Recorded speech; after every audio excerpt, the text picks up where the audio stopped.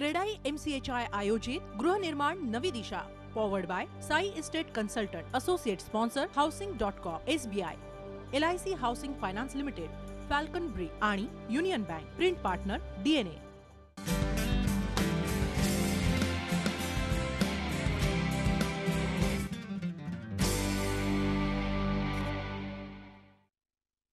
सर्वसामान्यांचं घराचं स्वप्न कसं पूर्ण होईल, सगळ्यांना परवडणारी घरं कशी मिळतील, गृहनिर्माण क्षेत्रावरती रेराचा नक्की काय परिणाम होणार आहे, नक्की हा कायदा आहे तरी काय, आता टीव्हीवरती हा कार्यक्रम पाहत असणाऱ्या आपणा सर्वांना या कार्यक्रमाच्या माध्यमातून हे कळणार आहे.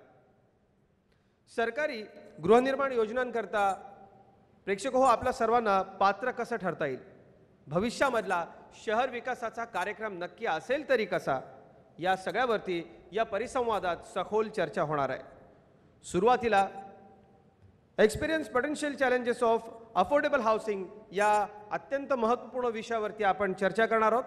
या पॅनल चर्चेचे सूत्रसंचालक असतील क्रेडाई MCHIचे सहखजिनदार माननीय श्री मुकेश पटेल, क्रेडाई MCHIचे माननीय उपाध्यक्ष मान्यवर आहेत, NBHचे CEO माननीय श्री श्रीराम कल्याणरमण, ज्येष्ठ अर्थतज्ञ प्राध्यापक अभय पेठे, VBHC डेव्हलपर्सचे CEO श्री राम वळसे, माननीय जयेश कारिया रिअल इस्टेट एक्सपर्ट, आपणा सर्व मान्यवरांचं मी मंचावरती स्वागत करतो. हा परिसंवाद powered by Sai estate consultant, associate partner आहेत हाऊसिंग.com, State Bank of India, LIC, HFL, Falcon Brick, Netco limited, Union Bank of India, अँकर बाय पॅनासोनिक, आणि आम्ही आभारी आहोत क्रेडाई MCHIचे partners preferred financial and strategic partner Tata capital, preferred elevator accelerator partner Citylifts India limited, preferred modular kitchen home मॅकपे living, preferred education partner of CREDAI MCHI Remy, preferred piping partner of CREDAI MCHI हुलिएट, preferred channel partner of CREDAI MCHI Sai consultant. आपणा सर्व मान्यवरांचं मंचावरती मी मनपूर्वक स्वागत करतो आणि आपल्या सर्वांना विनंती करतो की कृपया आपण या चर्चेला सुरुवात करायची. Now I request all the panelists to start the discussion. Begin with the panelists. I'll start with Professor Abhay Pethe. My question would be that what are 2 to 3 most important points which will accelerate the delivery of the affordable housing in Maharashtra? I have come with a very simple mantra, and that is, if we are not happy with the outcomes, then these outcomes come out of the actions of actors who have incentives that are induced into them by policy frameworks. The important thing here is not just single policies, but the overall policy framework. So if you are not happy with certain outcomes or you are not able to deal with something, then be sure to look at the policy frameworks and get these policies right. We have not, I mean, there is enough empirical evidence to show that a lot of policies that we have promulgated in this particular sector have not been able to deliver. They were intended for the poor and the lower middle classes. They have worked precisely against them. These are the unintended consequences, and that is the policy design problem that we need to look at. मैं राम आपकी तरफ पूछना चाहता हूं कि आपने ये last 10 सालों में जो एक मूवमेंट चालू किया है, आपकी कंपनी जानी जाती है एज अफोर्डेबल हाउसिंग, वो आपने क्या क्या स्टेप्स लेके क्या क्या करके यहाँ तक आप आए हैं और आपको क्या डिफिकल्टीज इन शॉर्ट अगर आई है तो? अभी तक हमने 3000 अफोर्डेबल घर डिलीवर किए हैं. हमारा प्रेजेंस है पालघर, वाशिंद, बेंगलोर, चेन्नई आणि NCR. आम्ही जेव्हा लँड घ्यायला जातो तेव्हा जर तुम्ही सिटीमध्ये लँड घ्यायचे असेल तर तिथं प्रॉब्लेम असा आहे की जर शेजारचा डेव्हलपर समजा 10,000 पर स्क्वेअर फीटनी विकत असेल आणि तुमचा प्रयत्न असेल की 4,000 पर स्क्वेअर फीटनी घर द्यायचं, तर त्या FSIची काय कॉस्ट आहे किंवा काय मार्केट प्राईस आहे ते जमीनदाराला माहिती आहे आणि तो तुम्हाला 4,000च्या हिशोबाने जमीन द्यायला तयार नाही होत. आणि हा सगळ्यात मोठा फॅक्टर आहे अफोर्डेबल हाऊसिंग अवेलेबल करून देण्यासाठी, specially in cities like Mumbai. नाव जेव्हा तुम्ही सिटीच्या बाहेर जायला पेरी अर्बन एरियामध्ये जाण्याचा प्रयत्न करता, जसं आमचा प्रोजेक्ट आहे पालघरमध्ये आहे किंवा वाशिंदमध्ये आहे, आणि जसं पेठे साहेबांनी सांगितलं की तुम्ही घर तिथं घेता पण तुमची नोकरी मुंबईमध्ये आहे आणि तुम्हाला यायला 2-2.5 तास लागतात. आणि हा सगळ्यात मोठा फॅक्टर आहे जेव्हा तुम्ही कम्युटिंगसाठी तुम्ही जेव्हा EMI मधून सेव्ह करता पण ट्रान्सपोर्टेशनमध्ये खर्च करता, हा मोठा प्रश्न पडतो. आणि त्यामुळं जेव्हा डिसिजन मेकिंग येतं, जेव्हा तुम्ही 500 ते 1000 रुपये ह्या FSI कॉस्टमध्ये जेव्हा तुम्ही जमीन घेण्याचे प्रयत्न करता तेव्हा ते घर अफोर्डेबल होऊ शकतं. पण तुम्ही ह्या FSI मध्ये जमीन जेव्हा घेता तेव्हा तुमच्याकडे तिकडे मूलभूत सुविधा नसतात. एक बेसिक अर्बन इकॉनॉमी और density is not available in those areas where FSI cost is between 500,000 rupees. So this is one major correction required in terms of land availability for affordable housing. यानंतर आता marketing affordable housing या अत्यंत महत्त्वाच्या विषयावरती चर्चा होणार आहे. There are various parameters and definitions of affordable housing, but the general thumb rule is that a 30% of a person's salary or income, if he puts in housing, then it is called affordable. This definition, why I'm repeating, is maybe this is the benchmark for marketing the product. The location of the product and various other criteria should be met. I would say that an Usain Bolt has been asked to participate in a race with conditions apply. So that is right now the state. And everybody has been pointing out, Professor Abhay said about moment of inertia, and you spoke about, Baman spoke about the highway allowed to be run. So I'm saying yes, it's very important that we get the pace going. The momentum building is very important when it comes to marketing, and my colleagues would agree with that. Affordable housing is a subject I think is a need of the hour. Concept is about convincing developers to offer certain discounts for the first set of the inventory. Example, a couple of days back, I had an auto rickshaw driver who walked into one of the Thane sites and picked up a 22 lakh rupee 1 RK, a studio apartment. So I think that is what the state and the central government will also appreciate, that if we are empowering and we are able to, the private sector of real estate is able to give homes. I understand there is a cost associated. My developer friends will tell me that the prices have gone up. Whatever we have realized, as a marketing company, that, the trade-off people are willing to make, in terms of going further away from the place of work, and, taking a slightly bigger place, as long as the connectivity is there. So I think for me, that becomes the prime criteria in order for us to be able to market homes. You can have the best product, but if people just cannot access their basics of, school and work, I don't think the property will sell. यानंतर मी विनंती करेन या कार्यक्रमामध्ये क्रीडा MCHचे अध्यक्ष माननीय श्री धर्मेश जैन यांनी या ठिकाणी आपलं मनोगत व्यक्त करावं. Sir, we need to rechristen MMR as Mumbai Economic Region. It is the economic capital of this country. And our entire effort, sir, again, I don't think it is much highlighted, but the highest investment in infrastructure anywhere in the country right now happening is in the MMR region. So the kind of development projects that you've taken up, they all need to be brought together. It is going to kickstart economic activity. One big thing that all of us, I think, sir, going forward need to work on and concentrate on is how do we continuously, with development, also generate employment. I know it's one of your key focus areas, but we would love to work shoulder to shoulder with you, sir, on how on a continuous basis we can generate employment in MMR. This should be the economic capital and the employment capital of this country, and that's, I think, one vision all of us need to. Real estate is make in India today. आप आज order करिए and कल से यहाँ काम शुरू होगा, sir.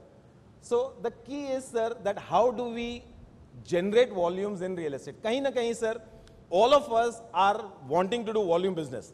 Today there is a whole young breed of developers here who are only interested in volume business. But volumes are not happening, sir.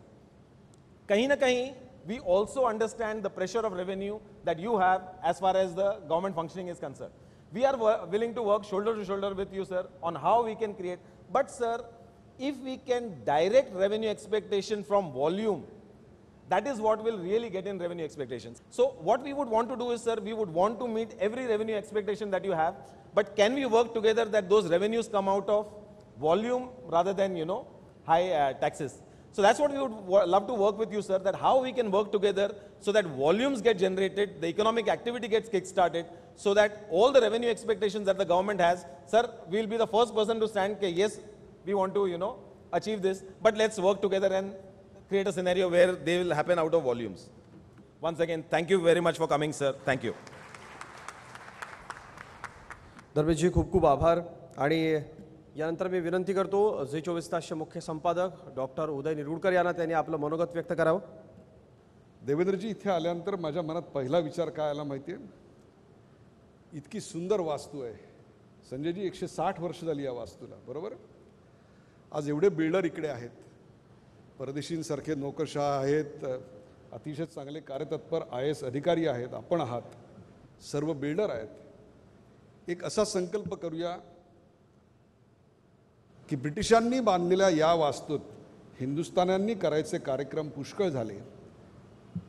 या पुढचा कार्यक्रम आमच्या बिल्डरांनी यापेक्षा दिमागदार बांधलेल्या वास्तूत व्हावा आणि त्यासाठी लागणाऱ्या सर्व परमिशन्स या वन विंडो क्लिअरन्सनी आपण देण्यात याव्या. अन्यथा इतर प्रोजेक्ट जसे डिले होतात तसा हाही प्रोजेक्ट डिले होऊ शकतो.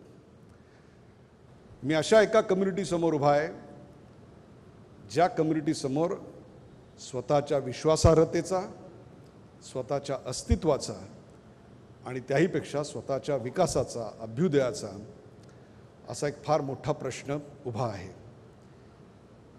अनेक बिल्डर आज तेजीत आहेत, तर अनेक बिल्डर आज अडचणीत देखील आहेत. इन्फ्रास्ट्रक्चर पुरेसं नसल्यामुळे वेळेवर, ज्याचा उल्लेख आत्ता धर्मेशजींनी केला, वेळेवर पूर्ण न झाल्यामुळे अनेकदा प्रोजेक्ट्स डिले झाली, त्यामुळे कॉस्ट वाढली. कॉस्ट वाढल्यामुळे एखादा प्रोजेक्ट ग्राहकांना देण्यामध्ये दिरंगाई झाली आणि दिवसेंदिवस बिल्डर कम्युनिटी ही अधिक बदनाम होत गेली. हे जेवढं सत्य आहे तेवढंच कुठेतरी आपण सगळ्यांनीच या व्यवस्थेचं एक आत्मपरीक्षण करण्याची गरज आहे. मी आता विनंती करतो महाराष्ट्राचे मुख्यमंत्री सन्माननीय देवेंद्रजी फडणवीस यांना, त्यांनी सर्वांना मार्गदर्शन करावं. सर्व भगिनी आणि बंधूंनो, मी सर्वप्रथम MCHI क्रीडाई आणि झी 24 तास यांचं अभिनंदन करतो की एक अतिशय महत्त्वपूर्ण असा परिसंवाद गृहनिर्माण नवीन दिशा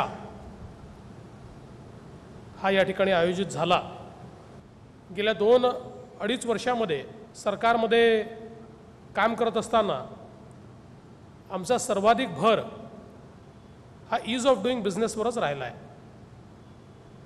आणि विविध पॉलिसीजच्या माध्यमातून उदयजी वजनं ठेवायला टेबलं तर असली पाहिजेत, ते टेबलच कमी करायचं काम आम्ही केलं आहे. मोठ्या प्रमाणात डिजिटल प्लॅटफॉर्म्सचा उपयोग करणे, त्याचबरोबर एम्पॉवरमेंट थ्रू डिसेंट्रलायझेशन, मोठ्या प्रमाणात विकेंद्रीकरण करून अधिकार देणे, हे काम आम्ही केलेलं आहे. आणि सातत्यानं जो काही फीडबॅक येतो त्या फीडबॅकवर आधारित धोरणांमध्ये आवश्यक ते बदल हे आम्ही सातत्याने करतो आहोत. हा मुंबई मेट्रोपॉलिटन रिजन याच्या आवश्यकता वेगळ्या आहेत आणि म्हणून याचा प्लॅनही आम्ही वेगळा करतो, याचे DCR देखील आमचे बऱ्यापैकी वेगळे आहेत. इथले दिलेले कन्सेशन्स हे देखील मोठ्या प्रमाणात वेगळे आहेत. विशेषतः मुंबईसारखा जो भाग आहे जिथे लँड कन्स्ट्रेंट आहे, MMRच्या काही भागात लँड कन्स्ट्रेंट आहे, काही लँडलॉक अशा प्रकारचे एरियाज आहेत. या ठिकाणी मोठ्या प्रमाणात आपण वेगवेगळ्या प्रकारचे कन्सेशन्स हे दिलेले आहेत आणि त्याच्यामध्ये देखील प्रेडिक्टेबिलिटी आली पाहिजे. म्हणजे यातला पुढचा प्रयत्न हाच आहे की कन्सेशन्सही कुठल्याही परिस्थितीमध्ये जे काही आपण देतोय ते कोणाच्या तरी मनात आलं म्हणून दिले किंवा कोणाला तरी अधिकार आहेत म्हणून दिले असं न होता ते स्टँडर्डाईज झाले पाहिजे. आणि तशा प्रकारच्याच व्यवस्था आता आपल्या DCRsमध्ये आपण केल्या आहेत की कन्सेशन्स देखील स्टँडर्डाईज होणार आहेत आणि त्यासोबत त्याचा जो प्लॅटफॉर्म आहे तो प्लॅटफॉर्म त्याच्यामध्ये प्रेडिक्टेबिलिटी आणणार आहे. आणि म्हणून मला असं वाटतं की ईज ऑफ डुईंग बिझनेसमध्ये खूप मोठ्या प्रमाणात हे काम चाललेलं आहे, ते होणार आहे, ते आपल्याला निश्चितपणे दिसेल. ज्या प्रकारे आपण सांगितलं की गृहनिर्माणाचं क्षेत्र हे सर्वाधिक रोजगार देणारं क्षेत्र आहे. या क्षेत्रात जेवढं ॲक्सिलरेशन येईल तेवढी रोजगार निर्मिती देखील होईल, तेवढी GDP ग्रोथ देखील होईल, तेवढा राज्याचा देखील टॅक्सेसच्या माध्यमातून फायदा होईल. या सर्व गोष्टी लक्षात घेता मला असं वाटतं की या संदर्भात एक आपल्यासोबत क्लोजली काम करण्याकरता एक एम्पावर्ड कमिटी या ठिकाणी मी तयार करतोय की ज्या कमिटीमध्ये आपले मुंबई महानगरपालिकेचे आयुक्त असतील, secretary UD1, secretary UD2, secretary महसूल आणि सेक्रेटरी गृहनिर्माण अशी ही कमिटी मी तयार करतो. आणि या समितीला आपण हा टास्क देऊया. फक्त त्याच्यामध्ये अटी दोनच असतील. पहिली अट अशी असेल की आपण आणि कमिटी मिळून जे मंथन कराल त्यातनं आमच्या तिजोरीत अमृतच आलं पाहिजे हा प्रयत्न करा. ते आता व्हॅल्यू कमी करून तुम्ही जास्तीत जास्त टर्नओव्हरच्या आधारावर ते आणलं तरी आम्हाला हरकत नाही आहे. आम्हाला शेवटी राज्य चालवण्याकरता तुम्हालाच इन्फ्रास्ट्रक्चर द्यायचं आहे, त्याकरता पैसा हवा आहे आणि म्हणून ती आमची तयारी आहे. आणि दुसरं याच्यामध्ये विचार करताना ॲफोर्डेबल हाऊसिंगला जास्तीत जास्त बळ कसं मिळेल याचा देखील मोठ्या प्रमाणात विचार केला पाहिजे. या दोन गोष्टीचा फोकस ठेवून या समितीसोबत जर आपण बसलात तर मला असं वाटतं की best of the officers available अशा लोकांची ही समिती आहे. They will come out with a proper solution. आणि हे जे प्रश्न तुम्ही मांडलेले आहे हे प्रश्न निश्चितपणे त्या ठिकाणी आम्ही निकाली काढू. ही चर्चा या ठिकाणी झाल्यानंतर, हा परिसंवाद झाल्यानंतर या परिसंवादातनं ज्या ज्या गोष्टी बाहेर येतील त्या गोष्टी निश्चितपणे आम्ही इम्प्लिमेंट करू. आणि खऱ्या अर्थानं त्या इम्प्लिमेंट करणारे जवळजवळ सगळे आमचे अधिकारी आज या ठिकाणी आहेतच, त्यामुळे त्यांना देखील यातनं एक महत्त्वाचा फीडबॅक मिळेल आणि आपण सर्व लोक मिळून समाजाकरता, राज्याकरता आणि राष्ट्राकरता उत्तम कार्य करण्याचा प्रयत्न करू. आणि त्यामध्ये सरकार आपल्या पाठीशी उभं राहील हा विश्वास देतो. पुन्हा एकदा MCHI क्रेडाईला झी24 तासला मनपूर्वक शुभेच्छा देतो आणि माझं बोलणं संपवतो. जय हिंद, जय महाराष्ट्र. आणि आता आपण पुढच्या चर्चासत्राला सुरुवात करणार आहोत. चर्चासत्राचा विषय आहे funding affordable housing. So my first question to Mr. Kalyan Ramanji, NHB chairman, and I think the most important thing which people want to really know on this PMA and CLSS schemes which have been announced, and how that is taking shape, and what developer needs to do for the same. For the first time probably in number of unit basis, more than 40% of the new units funded has gone to below 10 lakhs. Which means if the loan is 10 lakhs, let's assume the property prices is 15-16 lakhs. So there is supply and demand enough which is happening there. The government announced 3 lakhs and 6 lakhs income people would have a subsidy of 6.5%, right? And in about 18 months of its effective running, we have now crossed 720 crores, right Rajan? Is the architect of CLSS, huh? 760 crores of subsidy which is spanning to about 44,000 houses. In independent India, by far, this is the largest amount given for any subsidy scheme. Again, it happened because 2-3 things. A, I still remember in my first week, I was in the discussion with the ministry 2 years ago onto the scheme. A, we did not put an interest rate cap. 2, we said subsidy will be discounted upfront and passed on. And 3, from NHB, we developed a module, automatic module, where now we are passing on the subsidy within 4 working days. So the whole goal between us and the banks and financial HFCs are that before the first EMI of the customer hits the bank, he should get the subsidy so his principal stand reduced. LIC HFL is primarily known in the market as mostly depending on retail segment. Last year, our portfolio share of developers was to the tune of about 4%. Because the base was low, the growth was fairly high. In fact, this media interaction, I was also asked about the current year prospects, affordable prospects, and what is the right balance of developer and retail segment. So my answer to them, and I would like to share with you, all of you, I mean, there can't be a balance of anything. Anyone knows, everyone knows the margins are more in developer, the risks are also higher. We are aiming at having a good growth in this segment. We are open to all sorts of good projects that come our way. आता पुढच्या चर्चासत्राला आपण सुरुवात करणार आहोत. या चर्चासत्राचा विषय आहे urban development, a future perspective. Policy of the government that no individual file will be signed. So just an approximate for our industry to know, sir, that delegation has helped to what extent? How much was the number of files earlier and how much is the number of files today, sir? किती files कमी झाल्या, खूप files कमी झाल्या. तुम्हाला माहिती आहे तुम्ही किती वेळा चक्रा मारत होता, आता तुम्ही येत नाहीत.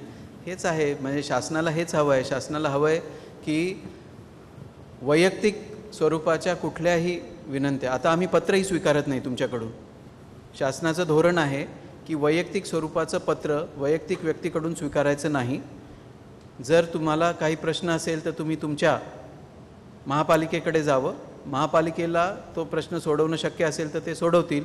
त्यांना जर काही विचारायचं असेल तर ते आम्हाला विचारतील. त्यांना जर तुमचं रिजेक्ट करायचं असेल तर ते रिजेक्ट करतील. त्या उपर तुम्ही अपीलमध्ये येऊ शकता. त्यामुळे अपील आणि महानगरपालिका, नगरपालिका यांच्याकडून आलेले प्रस्ताव हे सोडून आम्ही काहीही बघत नाही. हा विषय आजचा आहे चर्चेचा, तो म्हणजे procedure for building proposal approvals in MMR. आपण आता हे विचारतोय की कोणत्या कामासाठी किंवा कोणत्या लायसन्स किंवा परवानगीसाठी नागरिक आमच्याकडे येतो. पहिला प्रश्न आमचा असा आहे की याला हे लायसन्स किंवा हा काम महानगरपालिकामध्ये न येता करता येईल का किंवा देता येईल का. पहिला प्रश्न. तुम्हाला येण्याची खरं गरज आहे का, तुम्हाला ऑनलाईन करता येत किंवा नाही, पहिला प्रश्न. दुसरा प्रश्न, हे लायसन्स देत असताना किंवा हा काम करत असताना जे आम्ही तुमच्याकडून माहिती विचारतोय, खरंच तो माहिती पाहिजे का.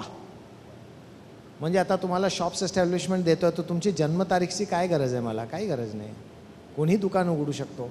So should we actually ask for this information. If not, formula simplify करावा. म्हणजे ज्याला थोडाफार जरी मराठी किंवा इंग्लिश वाचता येतो, लिहिता येतो, त्यांना तो फॉर्म भरता आला पाहिजे. तिसरं, हे सर्व देत असताना त्याला काहीतरी कालमर्यादा असली पाहिजे. हे तुम्हाला 7 दिवसात मिळेल, 7 दिवसात मिळेल, 10 दिवसात मिळेल, हा कालमर्यादा असणे गरजेच्या स्पष्ट असला पाहिजे. आणि त्या कालमर्यादा त्यांना नाही मिळाला तर त्यांना कुठे ना कुठे तक्रार करता आला पाहिजे. हा 3 तत्व आम्ही समोर ठेवून आता बरेचसे लायसन्सिंगमध्ये सुधार आणतोय. काय की येत्या दिवसात तुम्हाला त्याच्यामध्ये सुधार दिसणारच. आपण आता याच्यावर सीमित राहिलो नाही की फक्त बिल्डिंग प्रमोशन सोपा करा, इतरसुद्धा जे काही परवानगी आहे ते सोपी झाली पाहिजे, त्याच्याकडे सुद्धा आता काम चालू आहे. पुढचा आपला चर्चेचा विषय या परिसंवादामधला असणार आहे तो म्हणजे MahaRERA. Srikant Paranjpe of Pune put out an advertisement where boldly he gave the logo of Maharera and said that we are Maharera registered. And I think there should be some analysis done by some of the research organizations that an ad which carries a Maharera logo and says that we are Maharera registered, do people go to them first or do people go to such advertisements which has a disclaimer which cannot be read even with a microscope? So please try and understand. I think the industry needs to also understand that RERA gives you a status, a brand. या कार्यक्रमाचा समारोप आज या ठिकाणी आपण करतोय. हे चर्चासत्र powered by Sai estate consultant, associate partner, housing.com, State Bank of India, LIC, HFL, Falcon Brick, Netco limited, Union Bank of India, अँकर बाय पॅनासोनिक आणि आम्ही आभारी आहोत क्रेडाई MCHIचे partners, preferred financial and strategic partner Tata capital, preferred elevator accelerator partner city lifts India limited, preferred modular kitchen home मॅकपी living, preferred education partner of CREDAI MCHI, Remy, preferred piping partner of CREDAI MCHI, Hewlett, preferred channel partner of CREDAI MCHI, Sai Consultant. या परिसंवादाच्या निमित्तानं आपण महाराष्ट्राच्या जनतेसमोर परवडणाऱ्या घरांच्या संदर्भामधले अनेक महत्त्वाचे मुद्दे ठेवले. आज या कार्यक्रमामध्ये इथेच थांबतोय. ताज्या बातम्यांसाठी पाहत राहा झी24 तास. रहा एक पाऊल पुढे. Most of you must be aware of housing.com. So we are the only 100% verified listings classifieds platform. We have about 6 million monthly traffic, one of the largest portals, and we are growing quite significantly there. And one of the fascinating things is you can see the 1.5 million number, which is the monthly traffic that we get for people looking for affordable homes or homes costing less than 25 lakhs. We are making all the efforts by conducting builders meets and customer awareness programs at various geographies to make people aware what are the benefits, who are eligible, and what are the way to claim it. And not only the customers, even the builders, even the employees of the banks, we are creating an awareness. The whole important point is if builders need to become successful in affordable housing at scale, the key mantra for them is operational efficiencies, because it's all about accelerating the project, delivering it to the customer on time and at low cost. Till recently, most of the technology that was used in marketing or finance, procurement or sales. And we've all seen companies like housing.com or CommonFlow. What we haven't seen technology used for is the construction activity, that is actually the civil works or the quality checks, etc. That has been because the access to computers was limited to the site office or the head office. Today, the best thing is that we carry smartphones in our pockets which are able to capture information like tiling completed in a kitchen, tiling completed in a bathroom. That level of granular detail is captured, and we're able to use big data and analytic systems to provide the real-time reports that Gautam talked about that helps the builder make decisions day in and day out, that helps them save time, resources, etc.